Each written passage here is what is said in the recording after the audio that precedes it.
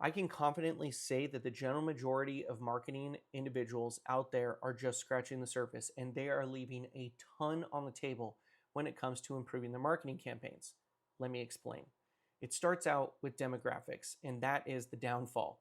Demographics are great: age, gender, geolocation, education status, family status, the goods that we want to put into these business platforms to target the right individual. But in most cases, marketing professionals, and I don't even want to use the word professionals because I don't think you're professional if you're doing this, will simply just upload those demographics into the business manager and let the algorithm put your ad campaign in front of these individuals. And the goal is to, hope and pray, more or less gamble that your ad is going to be successful. Now let's dive further. Let's not just scratch the surface, but let's get deeper.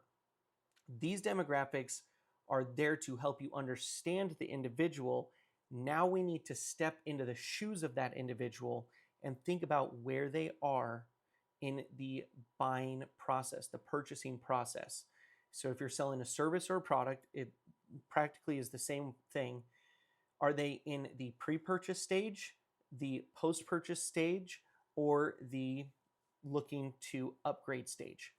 If they're in the pre-purchase stage, that message is going to be vastly different than the post-purchase stage. So let me explain. If somebody is in the pre-purchase stage, they have absolutely no idea how your product is going to help them or service.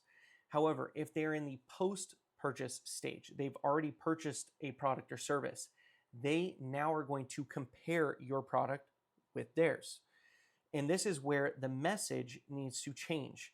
If they are in the post-processing phase, then your message is going to be about how this product or service only does X while yours does X, Y, and Z.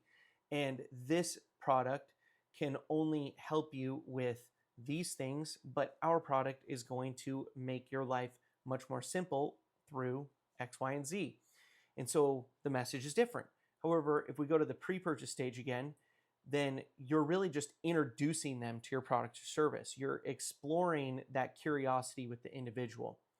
And then, of course, if somebody's looking to upgrade, that timeline is usually completely different because somebody wants to upgrade because either their product or service is out of date, they didn't have a good experience, and now you have to come swinging in telling somebody that your product is going to be a different experience, a positive one. So hopefully you're getting the picture here that demographics is just the surface level. We now need to take those demographics and understand where somebody is at on the timeline. Now, to take things up a notch or even dig further, you've got to look at the data. So if you're looking at a pre-purchase stage, the lead cost could be, let's say, $40. But if you're looking at the post-purchase stage, that lead cost could be $15. However, the lead to conversion ratio on the pre-purchase stage could be, let's say, 70%, but the lead to purchase ratio or conversion ratio for the post product is probably in the 10, 15, 20%.